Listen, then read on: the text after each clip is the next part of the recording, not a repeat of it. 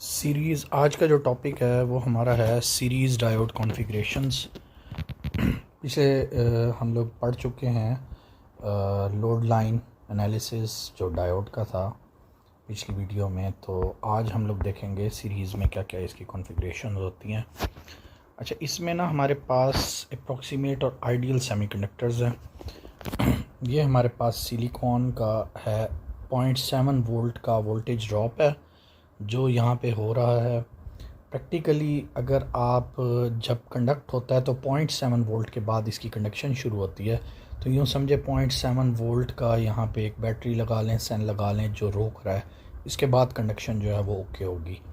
अच्छा, सिमिलरली अगर reverse bias के अंदर अगर हम कर रहे हैं, यानी एक तरह से उसको, तो करंट तो ज़ीरो ही गुज़रता है रिवर्स बायस में, सेम वही कंडीशन है, लेकिन जो यहाँ पे ओपन सर्किट के तौर पे काम कर रहा होता है। दूसरी तरफ हम देखते हैं कि आइडियली जो हमारे पास गिवन है, आइडियल में हमारे पास थोड़े से भी वोल्टेज अभी अप्लाई नहीं किए हुए, तो जो करंट है वो शूट कर गया, डायोड का आईडी करंट शूट कर गया और कोई वोल्टेज वहाँ पे ड्रॉप नहीं हो रहे, यानी शॉर्ट सर्किट के तौर पे काम किया है। तो आपको पता है शॉर्ट सर्किट में कभी भी कोई वोल्टेज ड्रॉप नहीं होता, जबकि रिवर्स बायस में वो ओपन सर्किट के तौर पे काम कर रहा है और ज़ीरो करंट है। ज़ाहिर है कोई करंट यहाँ से गुज़र नहीं सक रहा, ओपन सर्किट हुआ हुआ है।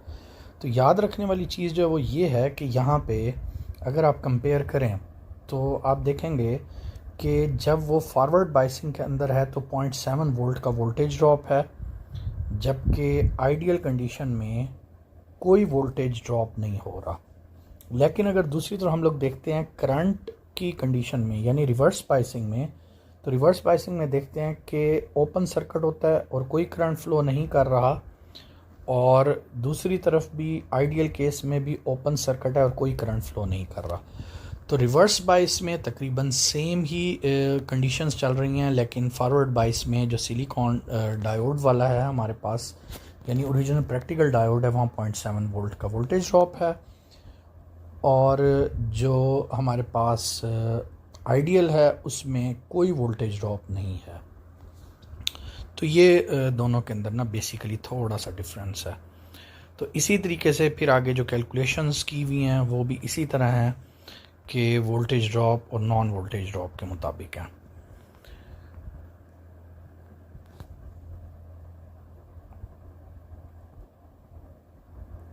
दूसरी तरफ जो मैथमेटिकल कैलकुलेशंस अगर हम देखें तो हमारे पास मैथमेटिकल कैलकुलेशन में जो करंट डायोड के क्रॉस है वो करंट वही वी आर ओवर आर हमारे पास बन रहा है। वी आर वो वोल्टेज हैं जो रजिस्टर के अक्रॉस ही हमारे पास वोल्टेज हैं वो, और डिवाइडेड बाय, यानी करंट जो है जो उनका सीरीज़ के अंदर सेम है, तो डायोड में से भी वही करंट गुज़र रहा है जो लोड रजिस्टर में से गुज़र रहा है। तो करंट जो है दोनों में सेम कैलकुलेट हो रहा है। जबकि हमारे पास अगर हम कैलकुलेशन करते हैं इसके रजिस्टर के अक्रॉस, जब हम वोल्टेज की कैलकुलेशन करते हैं तो ये वोल्टेज प्लस ये वोल्टेज बराबर हो जाते हैं ई के।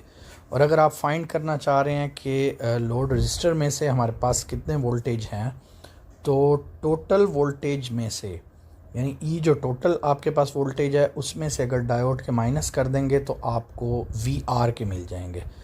यानी इन दोनों को ऐड करेंगे तो ये टोटल के इक्वल है। और अगर आप ये फाइंड करना चाह रहे हैं तो अगर आपको ये वोल्टेज भी पता है और डायोड के भी पता है तो ये इसमें से माइनस कर देंगे, तो आपके पास लोड रजिस्टर जो होगा उसके जो वोल्टेज हैं वो हमारे पास अवेलेबल हो जाएंगे।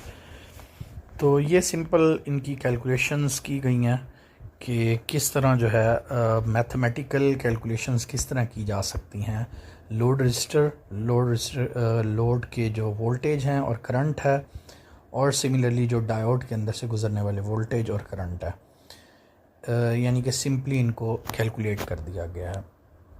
तो ये सीरीज़ में जब डायोड्स लगाए जाते हैं ये उनकी कन्फिग्रेशंस जो हैं ये डिस्कस की गई हैं। अप्रॉक्सीमेट और आइडियल, अप्रॉक्सीमेट मतलब कि जो सिलिकॉन या कोई प्रैक्टिकल डायोड है उसके लिए, और अप्रॉक्सीमेट के अंदर हमें ये बताया हुआ है कि आइडियल में ये बताया हुआ है कि अगर हम प्रैक्टिकल केस नहीं ले रहे होते तब क्या हो रहा होता है। नेक्स्ट वीडियो के साथ हाज़िर होंगे। Thank you.